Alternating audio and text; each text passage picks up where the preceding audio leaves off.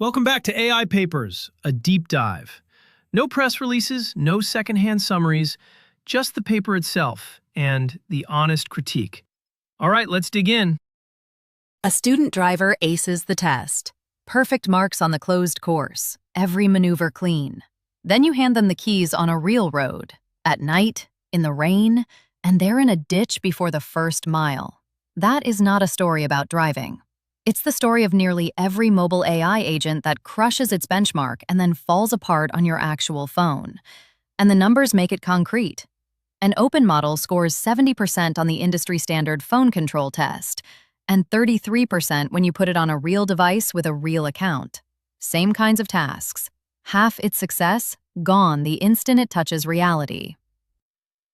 Quick heads up before we start. This is an AI-made explainer, both voices included.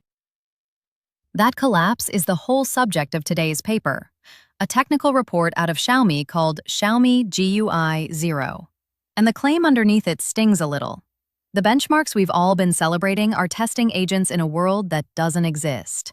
By the end, you'll understand how they dragged that number from the low 30s up to 72, and why the fix was to stop treating a phone's messy failures as a deployment headache and start treating them as the single most valuable training data they had. And here's why this matters even if you don't follow GUI agents at all. The next wave of AI isn't the chatbot. It's the agent that actually does things. Books the train, manages the cart, pays the bill. The bottleneck may not be how smart the model sounds in a demo. It's whether it survives a CAPTCHA, an expired login, a fingerprint prompt on the payment screen. All the junk that never shows up in the lab. So let's start with the obvious question. Why does the lab lie? A GUI agent, quickly. It's an AI that drives your phone the way you do. It looks at the screen as an image, reads your instruction, add these earbuds to my cart, and then taps, swipes, and types. No special backdoor access from the app maker. It uses the same buttons you do. Which is exactly why it's so exposed. If you had a clean programmatic hook into the app, you'd never see a CAPTCHA. But this thing is at the mercy of whatever pixels actually land on screen. Right. And the standard benchmarks run inside emulators, simulated phones on a server. Cheap, resettable, and sanitized. Clean pages, predetermined states, and every task politely starts from the home screen. Real phones are a hostile, shifting environment. Your session expires mid-task. A permission dialog jumps in front of you. A risk control system flags you as suspicious. And the cruelest part? Many commercial apps actively detect emulators and refuse to run inside them, specifically to block this kind of automation. Which creates this trap the paper leans on hard. The abnormal states you most need to train an agent for, the login walls, the fraud checks, are the exact ones you physically cannot reproduce in a simulator. The apps won't even open there. So the reframe is the whole paper in one move. Instead of training on clean, successful demonstrations in emulators and praying the model survives the real world, Xiaomi made hundreds of physical phones the primary training environment and built the pipeline to harvest the agent's own failures on those phones as the core signal. The headline? 72% on their real device benchmark, roughly double the best comparable open model, and competitive with much larger closed systems. I want to flag one thing early, because a sharp viewer is already forming it. That 72 versus 33 gap, the star result, is measured on a benchmark this same team designed and built. That doesn't sink it, but hold on to it. We'll come back to exactly how much weight it can bear. Fair flag, Eric. Let's earn the number before we stress test it. And it starts with the least glamorous part, the hardware. Because you cannot run a failure harvesting loop on real devices if you don't have a fleet of real devices under programmatic control. So they built one. Hundreds of physical phones spanning nearly 10 brands, dozens of tablets, even in-vehicle systems, covering the 100 most trafficked apps. These are Chinese apps, by the way. Douyin is roughly their TikTok, Taobao their Amazon, Amap their Google Maps. Real work was done on real apps, so we'll keep the names, but map them as we go. And real phones are miserable to run at scale, right? They go offline, They lose login state.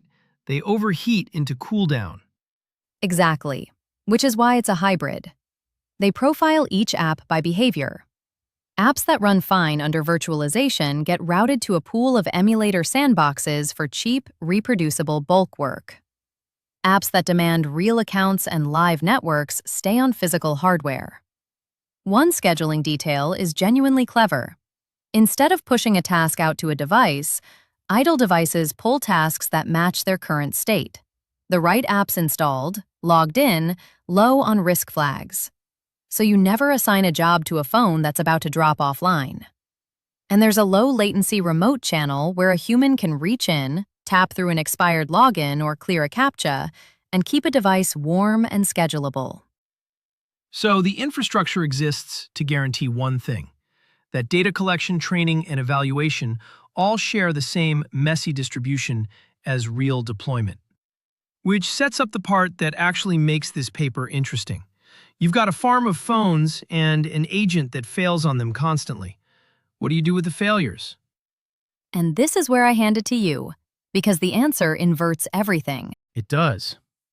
Think about how most data pipelines work, the conventional flywheel. The agent runs, you keep the successful trajectories, you throw away the failures, you retrain on the wins. It's a student who only ever rereads the questions they already got right. Xiaomi does the reverse. They deliberately go hunting for failures, and they mine them for something a success-only corpus can never contain: how to notice you've gone wrong, and how to climb back. There are two pieces to it. The first is a rule they call the first key error. When a GUI task fails, the mistakes cascade. One wrong tap drops you on the wrong page, and now every action after that is conditioned on a broken state. So most of the later errors aren't real decisions. They're just consequences of the first wrong turn. Take the wrong highway exit, and every turn after is off, even if each one is correct given where you wrongly are. So annotators replay a failed run, find only the first decisive wrong step, and supply the right action plus a one-line reason. And critically, they leave the wrong step in the history, don't they? They don't clean it up. That's the move. They keep the mistake in the context. So the model isn't learning, here's the right action from a clean start. It's learning, here's the right action from inside a mess you already made. Recovering from a bad state is a genuinely different skill than doing it right the first time. And this is data that teaches the different skill. But the piece that makes the whole philosophy click is the second one. Watch the screen for this. The student model is driving a real phone. Tap, swipe, tap. Off to the side, a stronger teacher model is scoring every single step as it happens. For a while, the scores are fine. Then, the line drops and stays low, several steps in a row. The student has clearly wandered off the path, and it hasn't noticed. Right there, the teacher grabs the wheel. It takes over for a bounded handful of steps, demonstrates how to recover from that exact broken state back onto a workable path, and then hands control straight back to the student. It's a driving instructor with dual controls. The student does almost all the driving, so most of the trajectory stays in the student's own distribution. But the moment they drift into the guardrail, the instructor steers just enough to save it. Then lets go. That's the image exactly. And what comes out the other end isn't a thumbs up or thumbs down label. It's a rich record. Here's the error. Here's why it's wrong. Here's the sequence that climbs out of it. The authors are blunt that this is what conventional flywheels miss. By keeping only successes, they produce almost no data that bridges an error state back to a correct path. That bridge is the whole point. And the one honest caveat inside the mechanism, the first key error rule, assumes later mistakes are basically always downstream of the first. That's intuitive, but the paper asserts it more than it proves it. If the recovery itself introduces a fresh, independent mistake, that rule might quietly throw away signal. Noted, and I'll sharpen that later. But as an organizing principle, it's clean. The highest value thing you can show a sequential decision maker is how to get itself unstuck. Okay, so we've got the phones, and we've got a way to manufacture recovery data. The technical core is how they actually train on it. 3 stages, and the payoff is a reward design that refuses to pay the model for clever reasoning until the basics check out. Let me set up the 2 flavors of learning first, because the whole pipeline rides on the difference. There are 2 ways to teach this model. Supervised fine-tuning is imitation. You show it correct examples and it copies them. Learning to drive by watching someone else drive. Reinforcement learning is learning by doing. The model tries things, gets a grade, and adjusts. And that grade is the reward. A number that says, that was good, or that was bad. The trick across the whole pipeline is that they move from dense feedback to sparse feedback. And that distinction, dense versus sparse, is the spine of the 3 stages. So let's make it concrete. Dense feedback means you can judge a single move on its own. That tap was malformed, or that reasoning contradicts the action it took. Sparse feedback means you only find out at the very end whether the whole 20-step task actually succeeded. Sparse is realistic, but it's brutal to learn from. You failed after 20 steps. Now, which step was to blame? So stage 1 is plain imitation. Supervised fine-tuning on something like 1.2 million step-level examples. It teaches the output format and the basic operations. Then it gets more interesting. Stage 2 is step RL, and here the feedback is dense. You're grading one response in isolation. Can I tell this action is wrong just by looking at the single move plus its reasoning? And this is where the reward design is quietly elegant. The naive way to score a response is to rate it on several dimensions. Is it well-formed? Is the action valid? Is the reasoning coherent? And blend them with weights. But now you've got fragile hyperparameters and scales you can't calibrate. So instead, they use what's basically an assembly line inspection. Cheapest checks first, and you stop at the first failure. Check 1, a cheap parser. Is the response even malformed? If so, big penalty, done. Check 2, still cheap.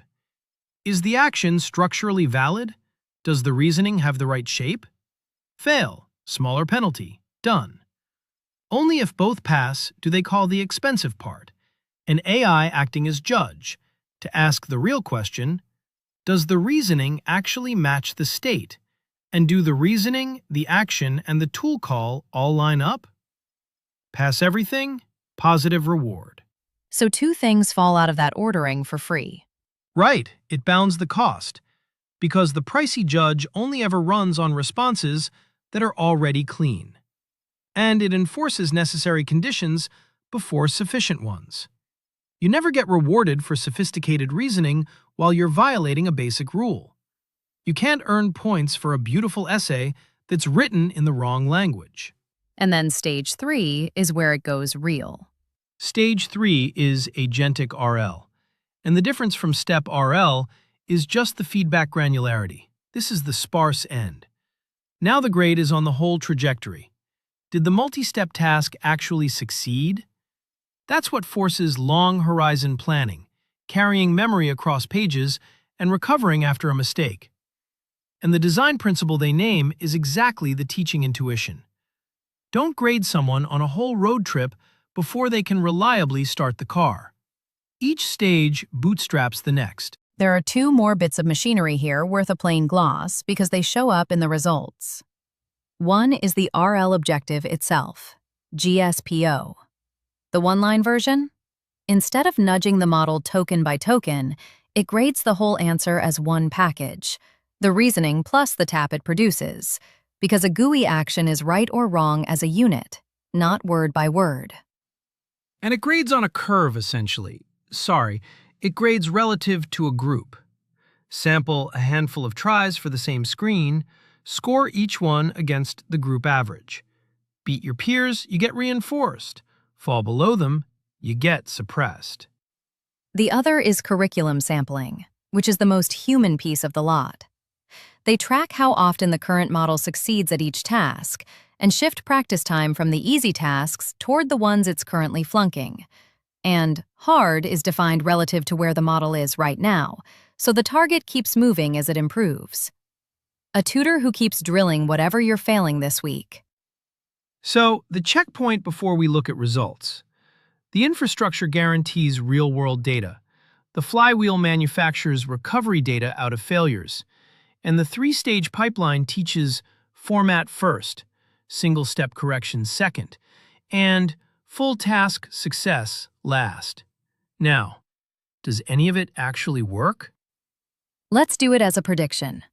If the thesis is right, that training on the real distribution is what matters, then the model should look ordinary on the sanitized tests and pull away exactly where reality bites. And that's the pattern. On the public grounding benchmarks, Xiaomi GUI-0 is middle of the pack. It even trails several models. But on Real Mobile, their real device benchmark, it hits 72% against 33% for that comparable open model we opened with. And this is the beat I'd rewind for. Xiaomi GUI-0 is a 30 billion parameter model, and a sparse one, only about 3 billion parameters active at a time. On Real Mobile, that model beats Claude Opus 4.7 at 60%. It beats Gemini 3.1 Flash at 58%. It roughly triples one of the Claude versions, sitting at 33%. Wait, a mid-sized open model beating those frontier systems? On what grounds? On the grounds that it was trained on the exact distribution the benchmark draws from, and they weren't, which is real, and it's also, I'll say it now, the seam in that comparison. Hold that thought. And two results in there tell the honest story better than the headline. First, on basic UI operations, the taps and swipes, the foundation, Xiaomi GUI-0 scores 100%, matching the top proprietary models. The paper's own read is that basic operation no longer tells capable agents apart. It's saturated. The game has moved entirely to reasoning, memory, and recovery. Which is the irony worth sitting on. Everyone can drive the car now. Nobody's competing on whether you can tap the button anymore. They're competing on what you do when the road disappears. And the second result is the one that keeps this from being a press release. The weakest domain for every single model tested is safety and reflection. That's the domain that asks whether an agent knows when not to proceed, refusing to sign up for a paid membership it wasn't authorized to buy. Recognizing that a task is just impossible, like planning a cycling route from Beijing to New York. And nobody's close. Xiaomi GUI-0 leads the open models there at about 44%. But even the strongest frontier system, Gemini 3.1 Pro, only manages 62.5%. The skill of self-restraint, of knowing when to stop, is unsolved across the board. That's a rare thing for a technical report to just say out loud about its own numbers. One more detail I liked, on that safety instinct. For payment tasks, the whole system stops execution at the final confirmation page. It does all the reasoning, gets you to the checkout, and then refuses to actually spend your money. The restraint is baked into the harness, not just hoped for. So the results hold up on their own terms, which is exactly where I want to push, because on their own terms is doing a lot of work. Here's the reservation, and I think it's the fair one. The most dramatic claim in this paper, that 72 versus 33 real-world gap, rests on a benchmark the same team designed, built, and scored. Real Mobile is 100 tasks. Some subdimensions have 6 or 7 tasks in them.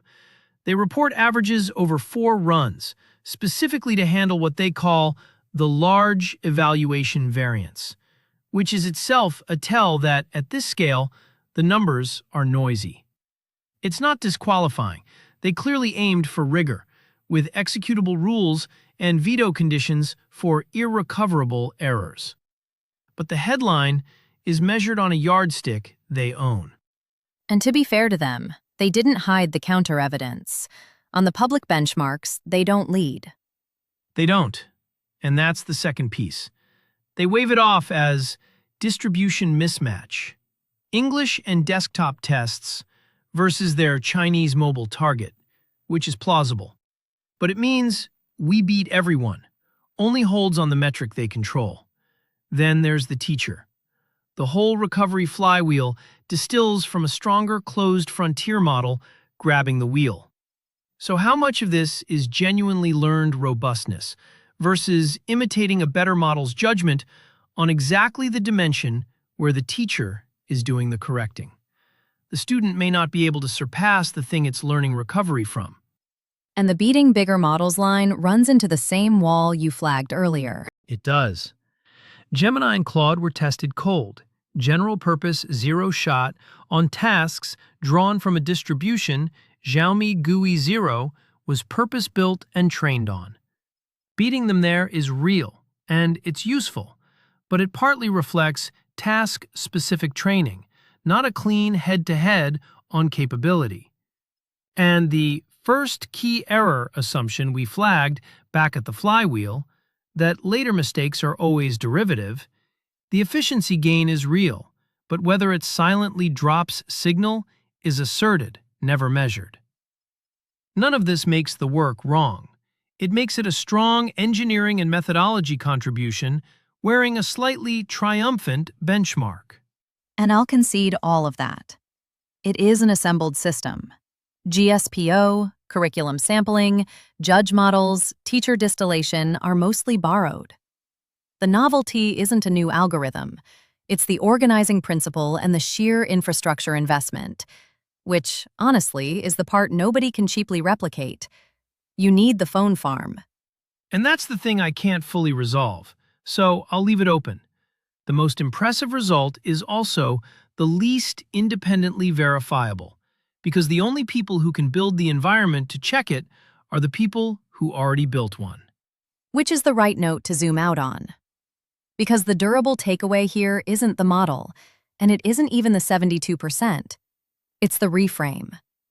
For an agent operating in a stateful, high-consequence world, learning how to recover from your own mistakes is a categorically different skill than learning how to do things right.